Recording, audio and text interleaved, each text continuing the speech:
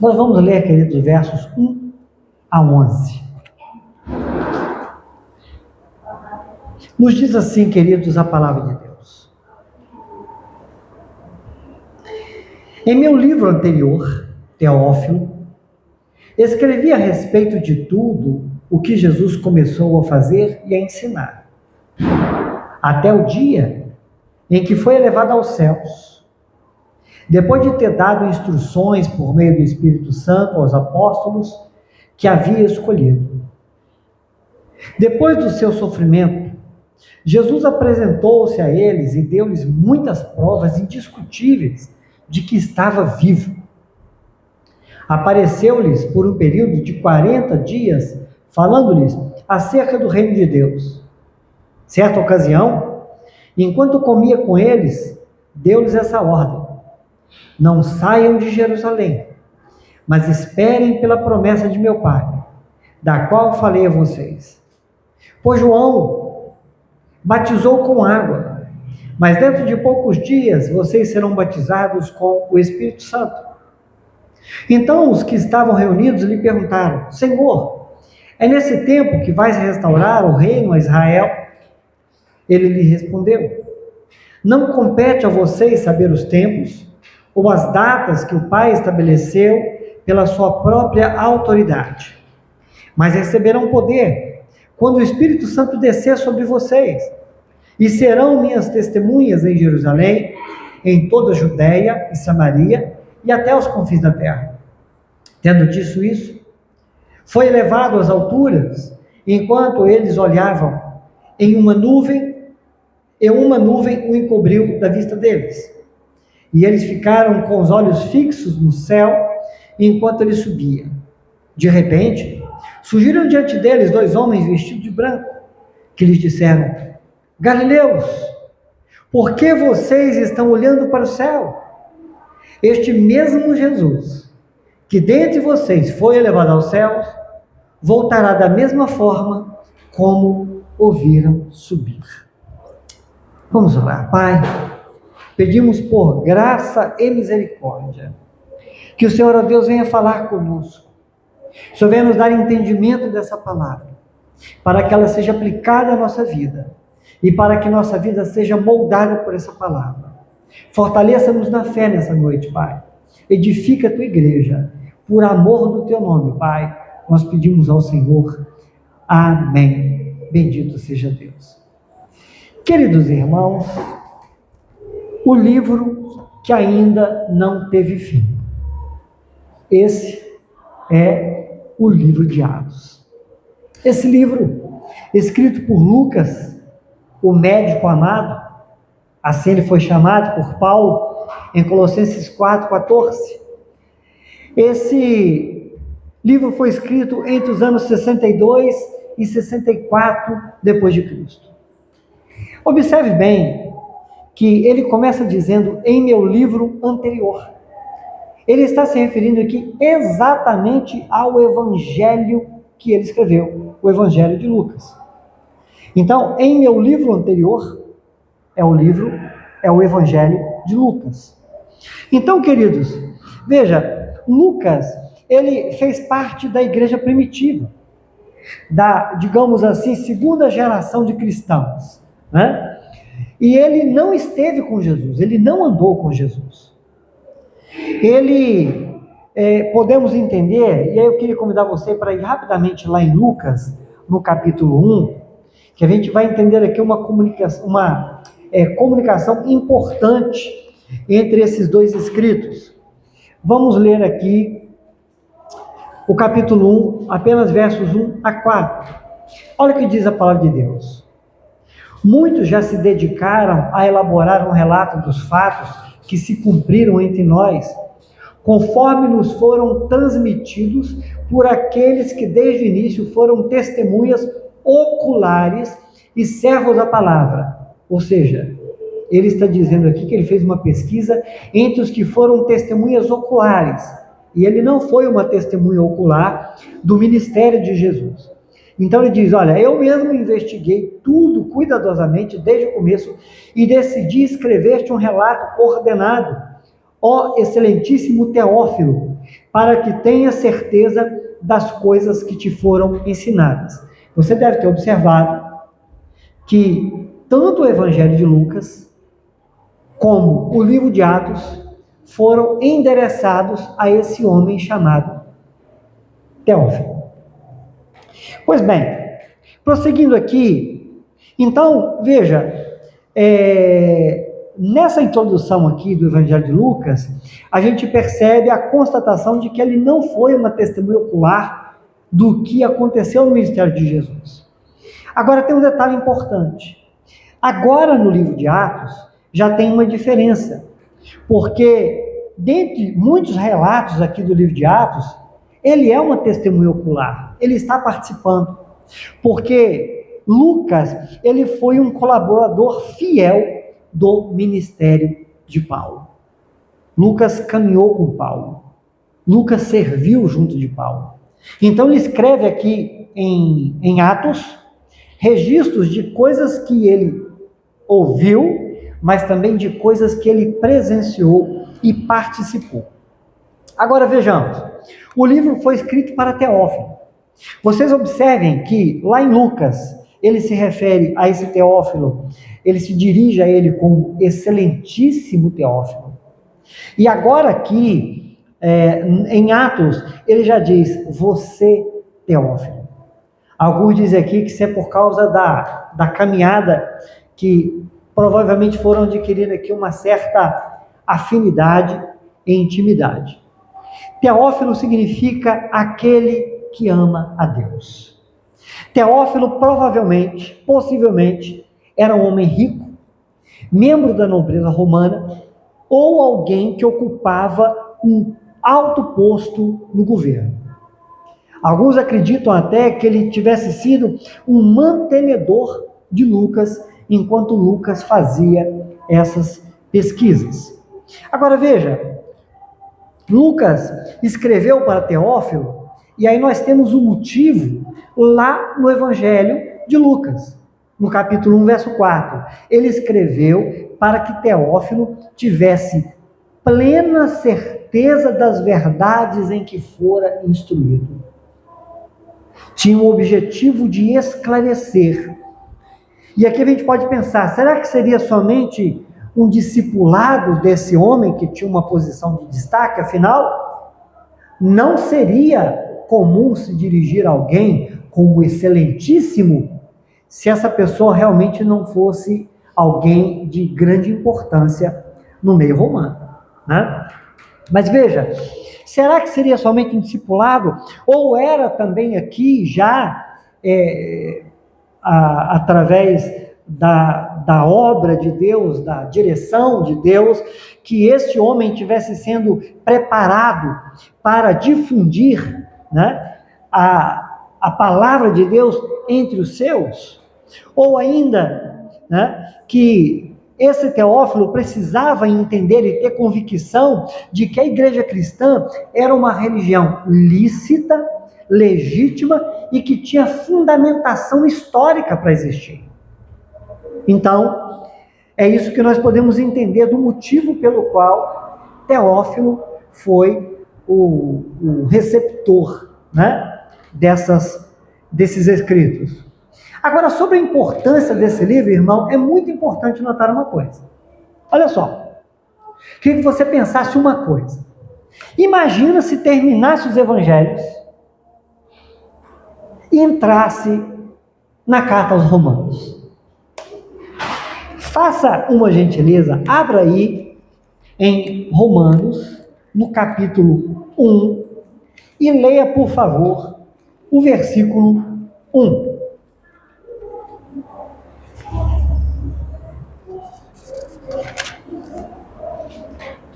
Olha isso.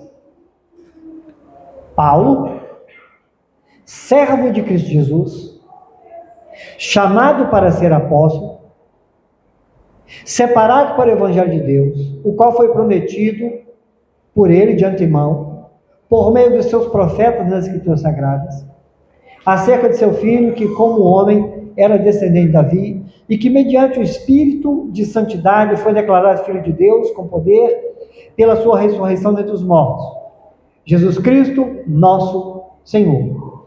E por meio dele, e por causa do seu nome, recebemos graça e apostolado para chamar dentre todas as nações um povo para a obediência que vem pela fé. E vocês também estão entre os chamados para pertencerem a Jesus Cristo. Pare e pensa só um pouquinho.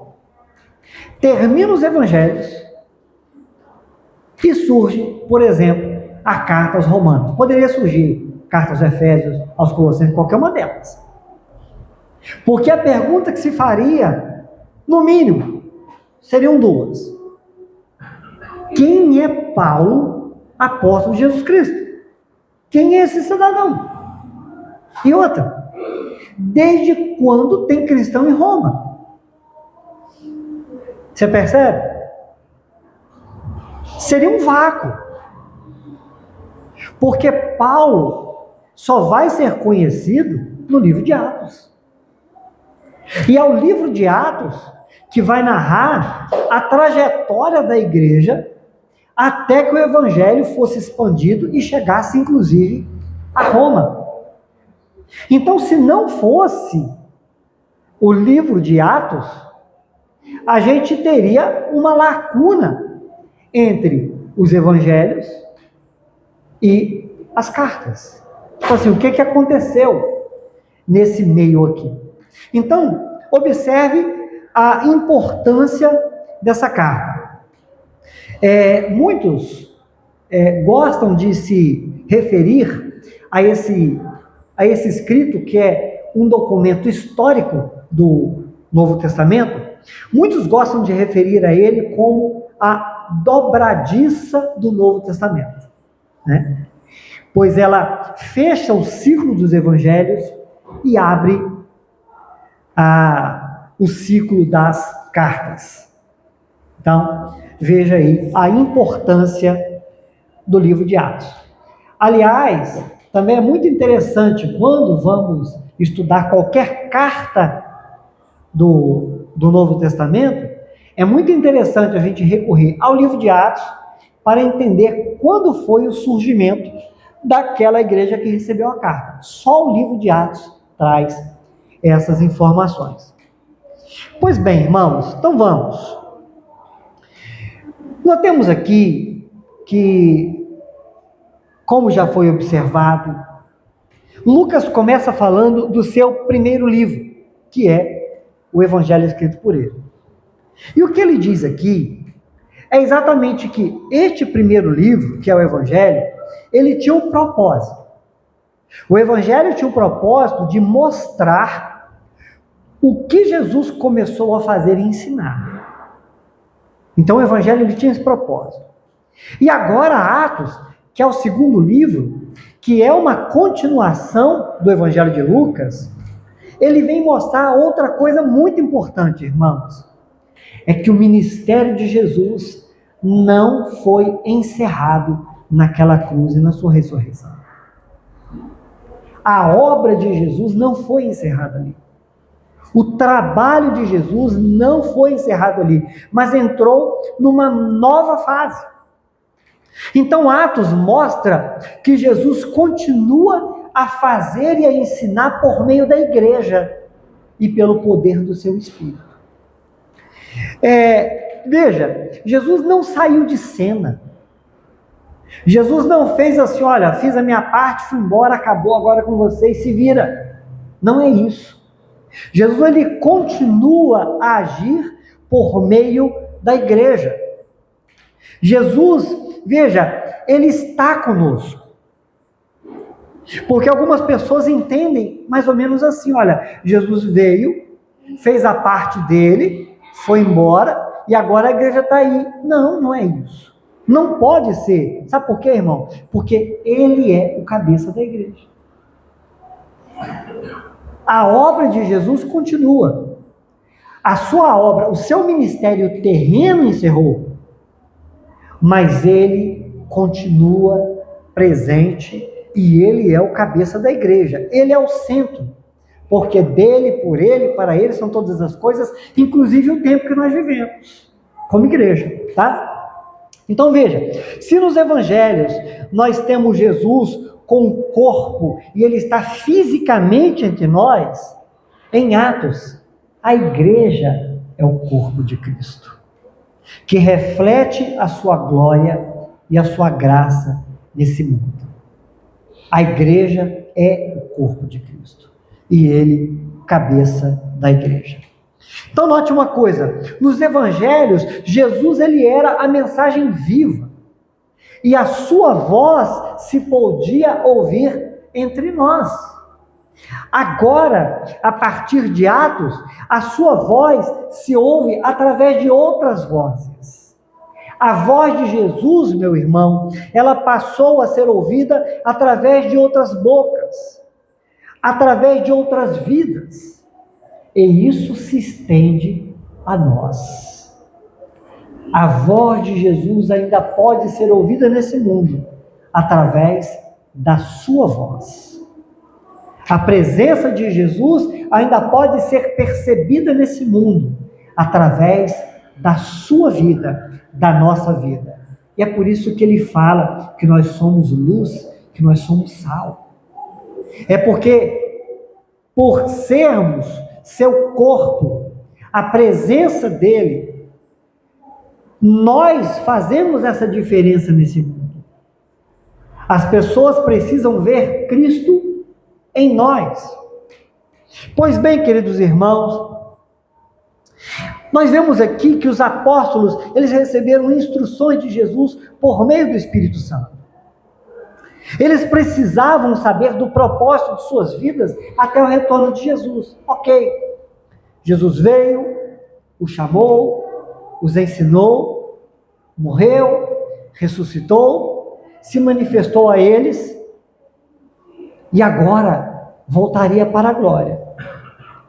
E Lucas está dizendo aqui para Teófilo, Teófilo, Jesus esteve com eles, se manifestou várias vezes a eles para ensiná-los, para orientá-los acerca do propósito de suas vidas até o seu retorno. E por isso, veja que a ênfase aqui é a capacitação dos discípulos, dos apóstolos, para que eles pudessem ter a condição de testemunhar. A ênfase aqui, queridos irmãos, que nós vemos no início dos escritos de Lucas, aqui em Atos, é que a ênfase de Jesus era levar o seu povo para que seu povo fosse testemunha dele. E é por isso que ele usa a expressão aqui. Depois de ter dado instruções, deu-lhes provas incontestáveis da sua ressurreição.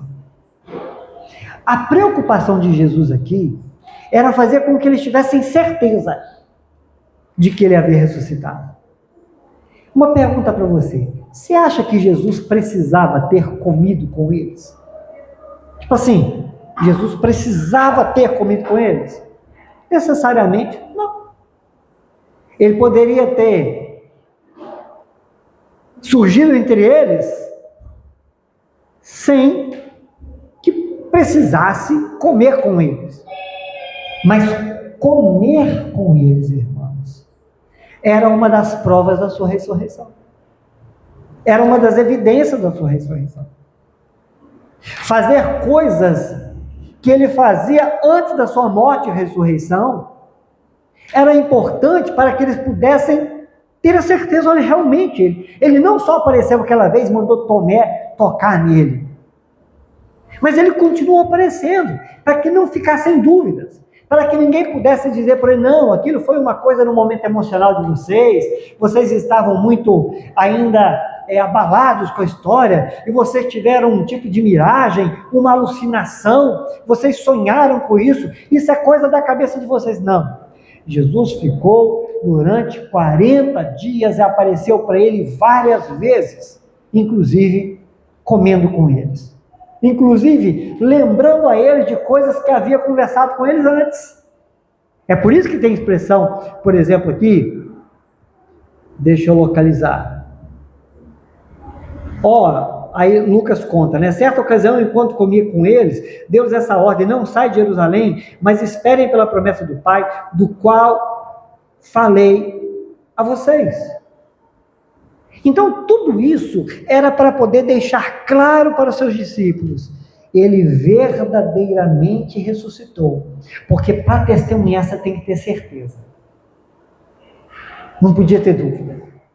E Jesus proporcionou para eles certeza, convicção, fortaleceu a fé dos discípulos para que eles pudessem ser testemunhas eficazes. Agora, irmãos, tem outro ponto.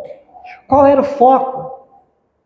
Lucas conta aqui que a ênfase que era dada, e está aqui no verso 3, era que ele lhes falava acerca do reino.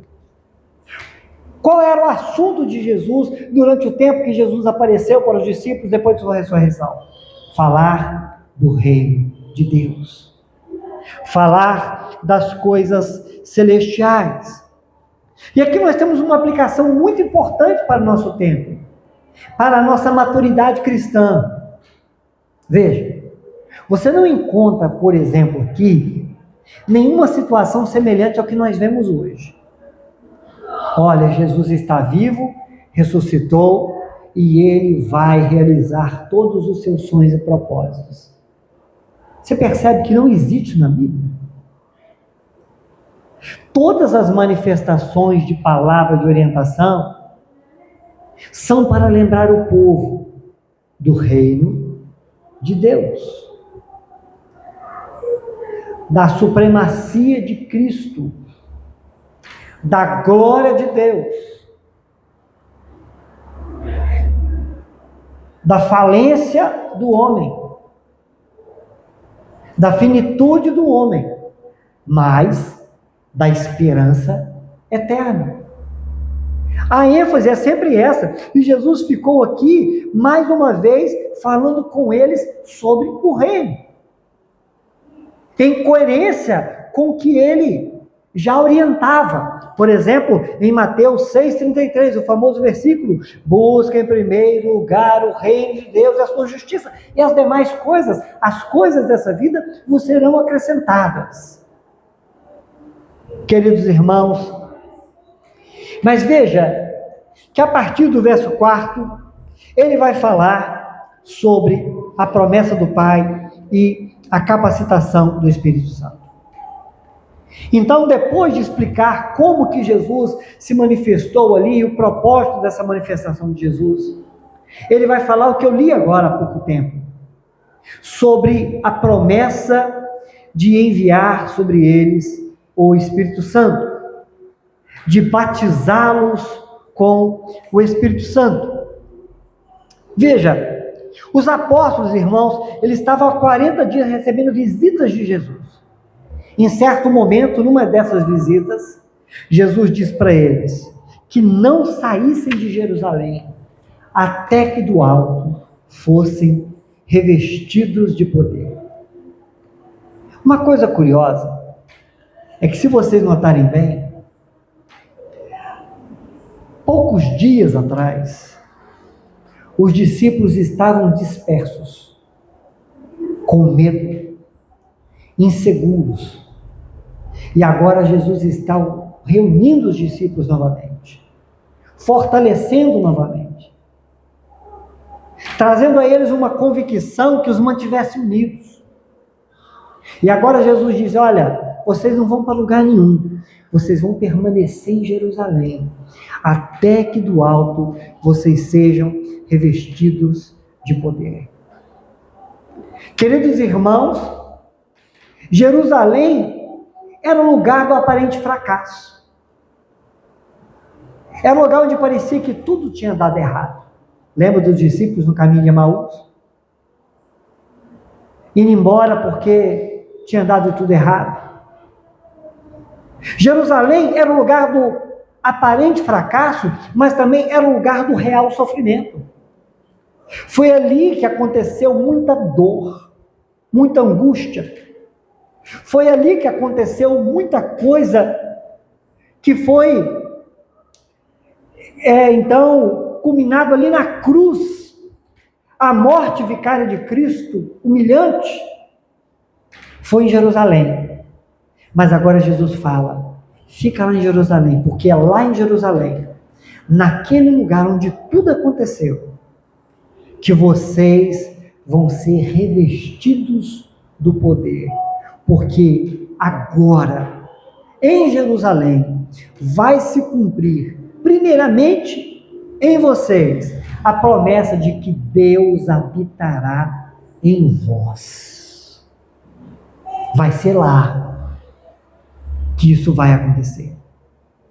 Então, queridos, no batismo com o Espírito Santo, neste selo, que a partir daí, todos os que se convertem são selados pelo Espírito Santo, que os discípulos seriam mergulhados no poder do Espírito, marcando ali então o início de uma dispensação plena para habitar na igreja e capacitá-la.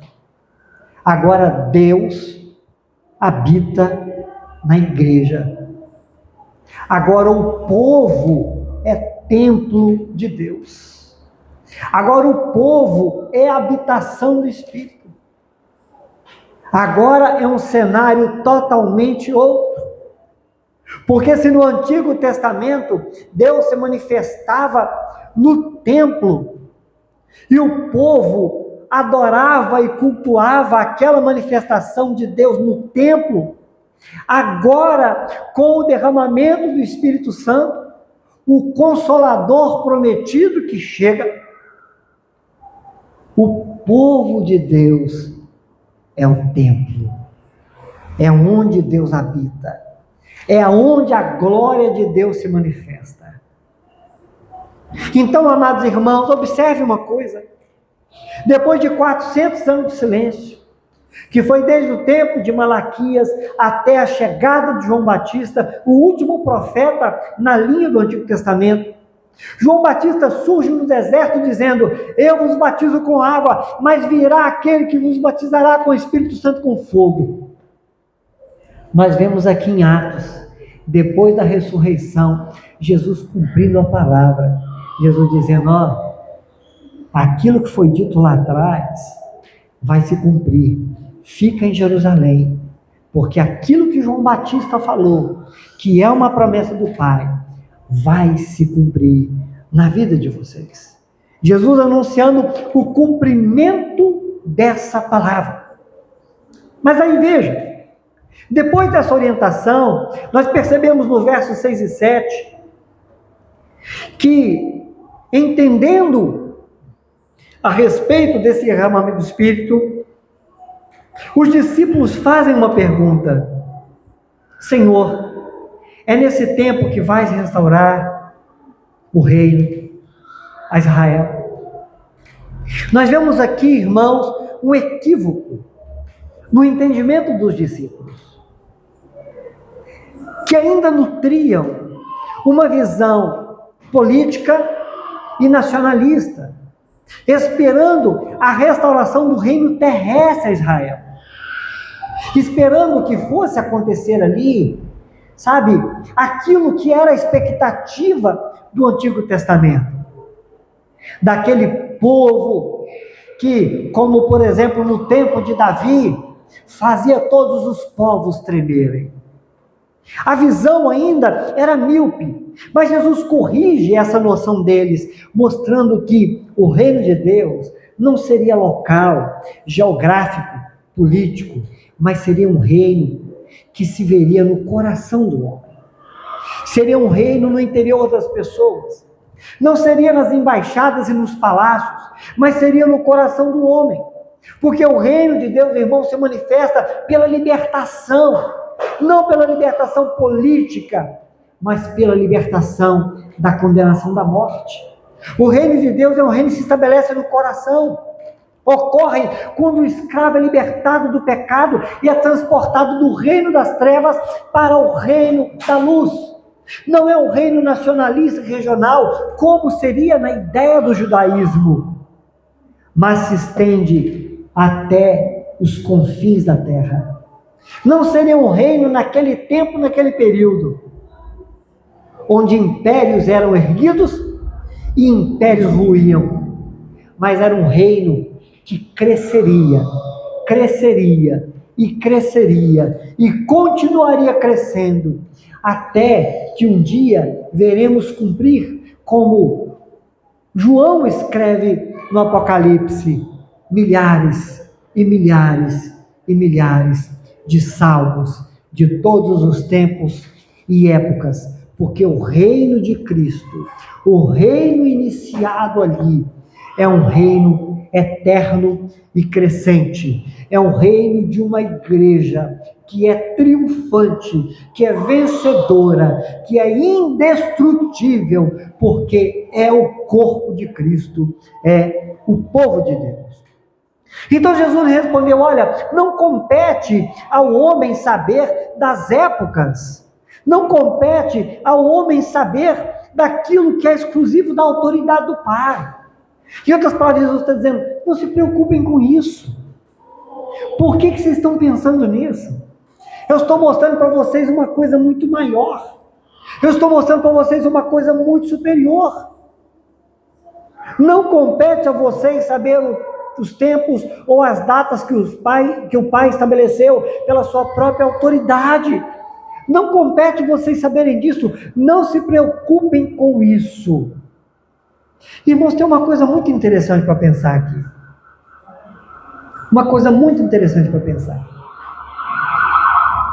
É que a curiosidade sobre o futuro não deve distrair a igreja do seu dever presente. A curiosidade do futuro não deve distrair a igreja do seu dever no presente. E aqui eu quero abrir o parênteses para fazer uma observação que eu já fiz aqui em outro momento. Eu sei que teologia é uma coisa muito rica e profunda, e que existem pessoas que gostam, sabe, de tratar das minúcias, principalmente quando você pensa no Apocalipse. São tantas linhas de ideias de como que vai ser. E uma coisa que nos assusta é que tem tanta gente tão afundada nessas coisas e não tem problema, mas que se esquecem do principal, que é ser. Então nós temos no movimento chamado evangélico muita gente que até sabe muito, mas a pergunta é: vive isso? Está tão preocupado com aquilo que a Bíblia não deixa claro, que esquece de tudo que a Bíblia deixa claro. Então, se você pergunta: qual a sua interpretação sobre o milênio? Aí vai fazer debate, porque o grego, porque o hebraico, porque o aramaico, porque fulano de tal, na época da reforma, e tal. Você ama o seu irmão? Ih, rapaz, não, aí não, aí se apelou. Você prega o evangelho? Não, meu, que isso, meu negócio é... Percebe? Eu estou dando só um exemplo muito simples, para que a gente perceba uma coisa que está acontecendo aqui. Jesus não está negando nada, nem está afirmando nada. Jesus está dizendo para ele o seguinte: gente, presta atenção. Olha, vou repetir aqui o que ele disse. Não compete a vocês saber os tempos ou as datas que o Pai estabeleceu pela sua própria autoridade. Vocês estão preocupados em querer entender coisas que vocês não deveriam estar preocupados. Mas agora eu vou falar uma coisa para vocês. Olha o que diz o 8. Vocês vão receber poder do Espírito Santo para que vocês sejam minhas testemunhas. Com isso eu quero que vocês se preocupem em ser minhas testemunhas. Certo teólogo disse o seguinte: discipulado não significa conhecer tempos e épocas, mas estar pronto. J. Carson. O que ele está falando aqui, de uma forma muito polida, e direta é o que eu acabei de falar. A nossa preocupação precisa mais saber se estamos prontos do que querer saber tempos e épocas. Em outras palavras, como que está a nossa vida diante de Deus? Porque naquele dia, Deus não quer saber se você sabe grego e hebraico. Naquele dia, o que importa é como está a sua vida diante dele. É se você é discípulo. É se você é lavado e remido no sangue dele. É se você é convertido, é se você é nova criatura. Então, vejamos, dando sequência aqui. No verso 8, como já foi lido agora, sobre o revestimento de poder para testemunhar. Esse, irmãos, é um derramamento do Espírito Santo com um propósito. Agora a gente entra aqui numa outra situação, vou abrir outro parênteses. Você já notou que muita gente fala sobre derramamento do Espírito Santo, mas o resultado disso nunca é testemunhar.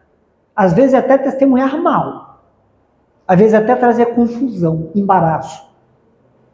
Mas todas as vezes que a Bíblia fala do Espírito Santo, ou é para te santificar, ou seja, para que você tenha fruto, para que você tenha Deus na sua vida, ou é para você testemunhar, para você trabalhar para o crescimento e edificação do reino.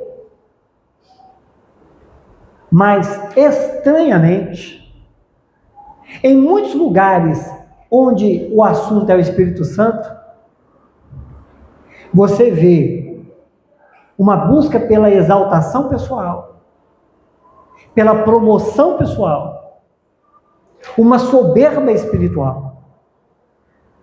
Você vê confusão, mas você não vê santidade e nem testemunho segundo a pureza do Evangelho. Percebe essas coisas? Como que é importante a gente discernir, irmãos. Porque é entendendo o que está escrito que nós vamos ter uma condição melhor de discernir as coisas. Para que o Espírito Santo é derramado, irmãos? Para que sejamos testemunhas. É uma capacitação de Deus para que a gente se pareça mais com Cristo e, parecendo mais com Cristo, a gente possa testemunhar dele de forma eficaz. Então é para isso que é um revestimento de poder. Então, ser testemunha aqui é um outro ponto importante. O significado da palavra testemunha aqui é mártir. É ser testemunha no sentido, irmãos, de estar disposto a dar a vida por aquilo que você ouviu e creu. É ser testemunha no ponto de você estar disposto a negar a si mesmo por causa daquilo que você ouviu, aprendeu e creu. É testemunhar, é ter uma vida que reflete o impacto dessa obra de Deus na nossa vida. É mostrar uma verdade que aconteceu em nós. Me lembrei aqui, rapidamente, dos filhos de Seva, né?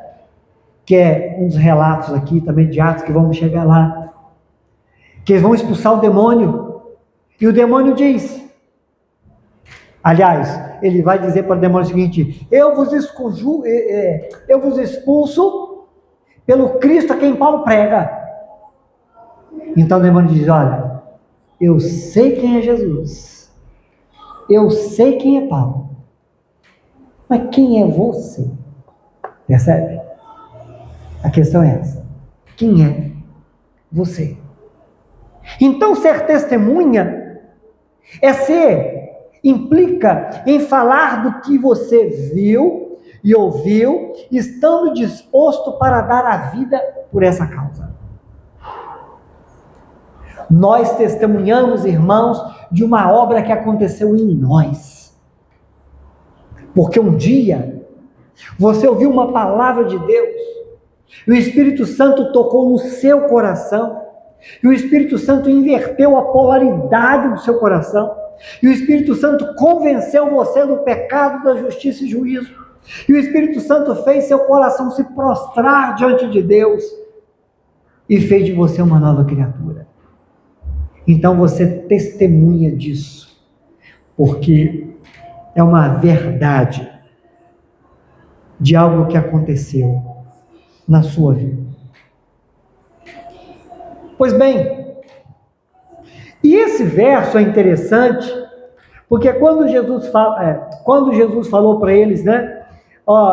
Mas recebereis quando o Espírito Santo descer sobre vocês, e serão minhas testemunhas em Jerusalém, na Judéia, Samaria e até os confins da terra. É interessante observar que esse versículo, ele poderia servir até de índice para o livro de Atos. Porque o que acontece aqui no livro de Atos é exatamente isso. Uma expansão do evangelho que começa em Jerusalém, passa na Judéia, na Samaria e até os confins da terra, porque alcança Roma, que era o império e o lugar mais importante do mundo naquele tempo. Então, chegamos aqui no ponto da ascensão de Cristo e a promessa do seu retorno. Versos 9 a 11. Tendo dito isso, foi elevado às alturas enquanto eles olhavam, e uma nuvem o cobria diante da vista deles. Queridos irmãos, é interessante você pensar aqui, que durante 40 dias Jesus aparece para ele várias vezes. Como já falamos aqui, come para que eles pudessem ver, olha, ele comeu, ele está vivo mesmo, é verdade. Partiu o pão com a gente, sentou à mesa com a gente, andou com a gente, conversou com a gente, lembrou de assuntos passados com a gente. Não tem jeito, é ele. E agora, eles são surpreendidos por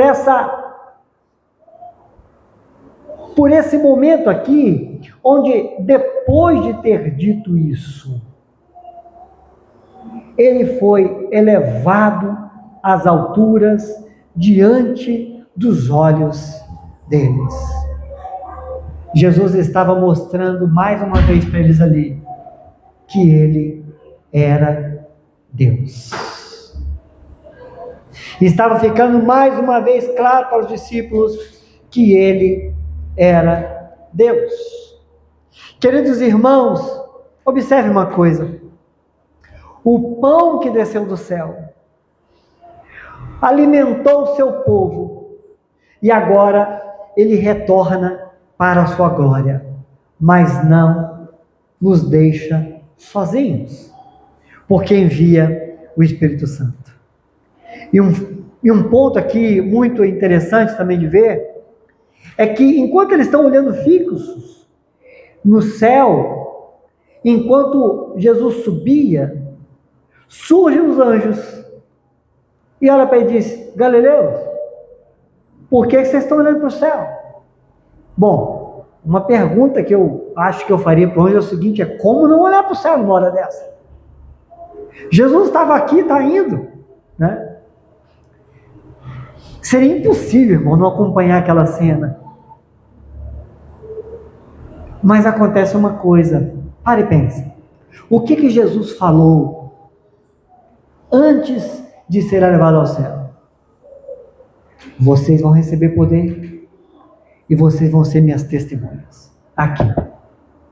Então, quando eles estão lá olhando para o céu, vendo aquela cena, o anjo chega: Galileus, o que vocês estão fazendo olhando para o céu? Sabe como que a gente pode interpretar isso? Olha só. Agora é a hora de começar o que ele falou. Vocês precisam ir para Jerusalém para ser revestidos de poder, porque vocês vão testemunhar. Mas vocês vão testemunhar de algo. Vocês vão testemunhar de que ele foi e de que ele vai voltar.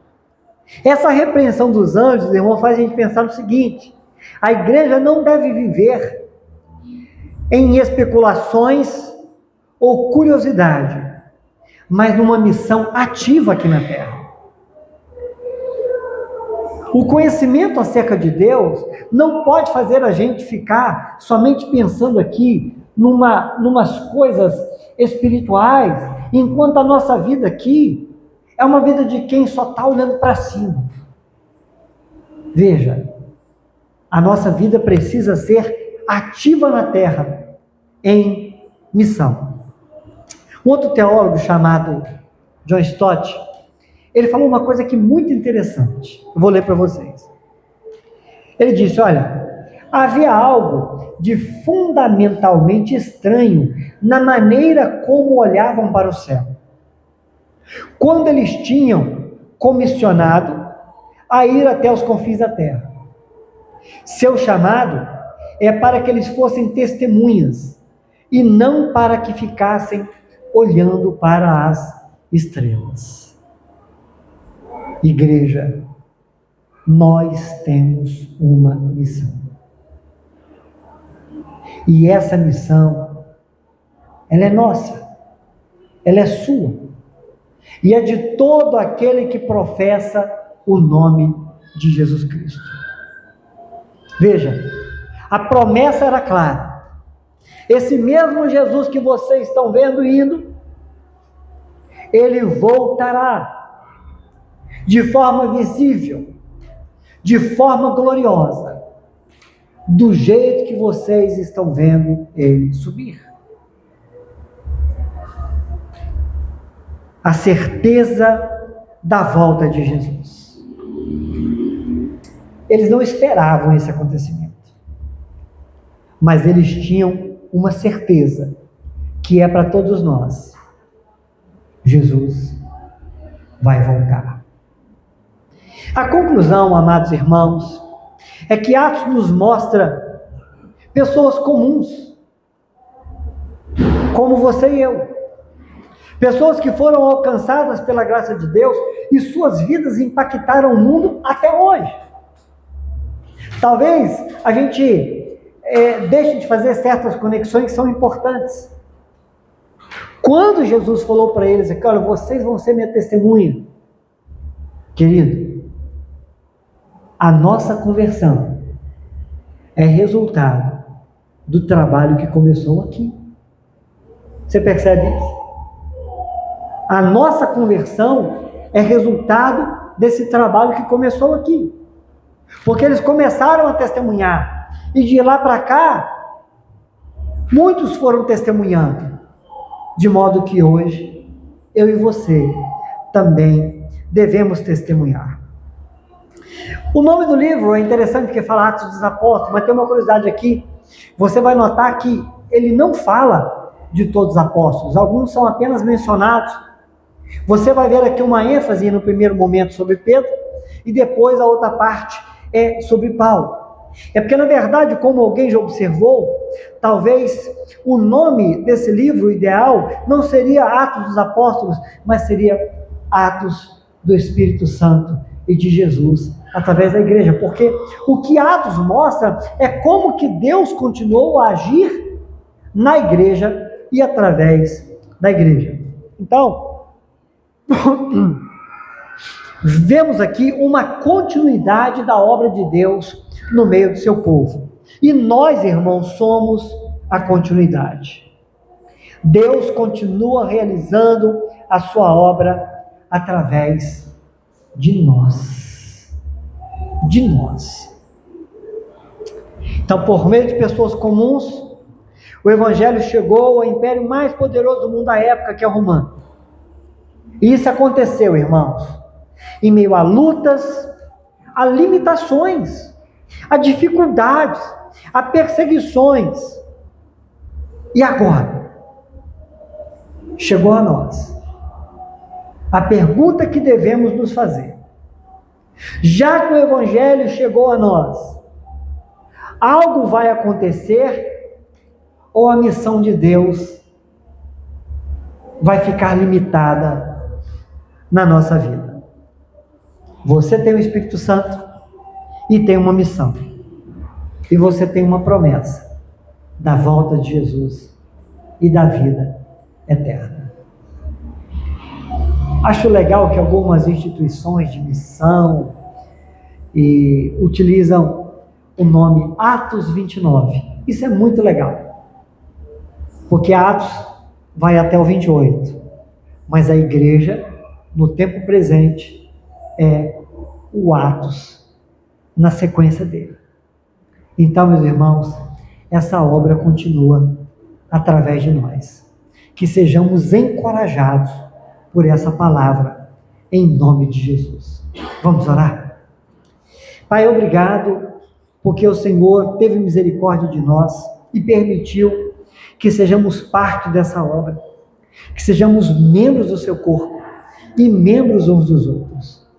Que o Senhor possa, meu Pai, cumprir a tua palavra na nossa vida e que possamos, ó Deus, para a glória do teu nome, Senhor, para a glória do teu nome, que possamos, ó Deus, ser luz e sal nesse mundo. Em nome de Jesus, nós pedimos a tua bênção, Pai. Amém e amém. Louvado seja o nome do Senhor. Amém.